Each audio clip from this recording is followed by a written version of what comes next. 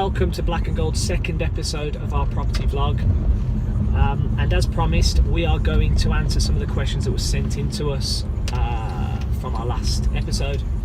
Now, there was loads of interesting questions. There were some that were a little bit more insulting towards me and the colour of my car upholstery, so thank you for those. But the one we have singled out that we are going to attempt to answer is how we value property. And as the valuer at Black and Gold's, I'm going to take you through from the first moment we made contact with a vendor all the way through to obviously giving them that valuation and coming to a figure that we both agree on. So the phone goes and it's someone who wants to sell a house and wants to get a valuation. Now, if I'm not in the office, I will like to come back and speak to them myself, and that's really just to kind of glean a little bit of information from them about the standard of the stuff they've put in the property, things like age of the roof, the heating system, just get a bit more of a chat going with them about what their thoughts are on the house. After all, they know the house a lot better than we will ever know it, because they've lived there.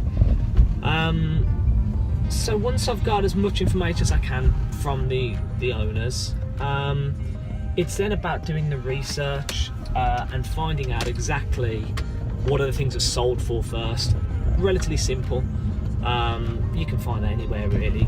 Land Registry, Rightmove will list a lot of sold prices, but also not just look at the sold prices. You want to look at the standard of property that's sold. Has it been extended?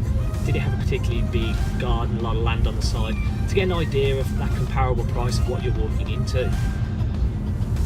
Next step is then to go through our own database, look at the things we have sold, things that have flown off the market along that road before, things that we've put on and maybe have struggled a little bit, to get an idea of, the issues that we might be walking into if we were ever instructed to sell this particular property. Similarly, we will look at what other agents have sold in the area.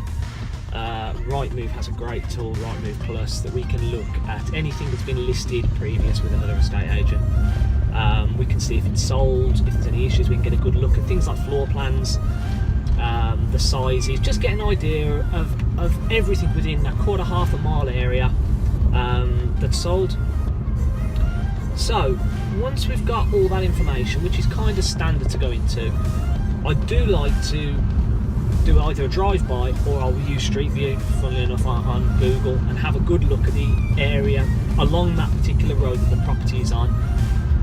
Look around it, look if it's opposite, if it's got a great aspect, if it's looking over fields, if it's got a pylon in the back garden. Have a good look at the surround of that property first before we go to the property. So it is then time for the appointment, and it takes normally around anywhere from about half an hour to an hour to visit the property, meet the owners and have a good look around. And in that time, you don't want to just be hanging on that last sold price, because I think a lot of estate agents do that. They'll go in and in their mind they've seen the last thing that's sold for, and they'll add a bit of money on top and make it sound great to the owners. It's important you go and you take everything in, and this is where experience is key.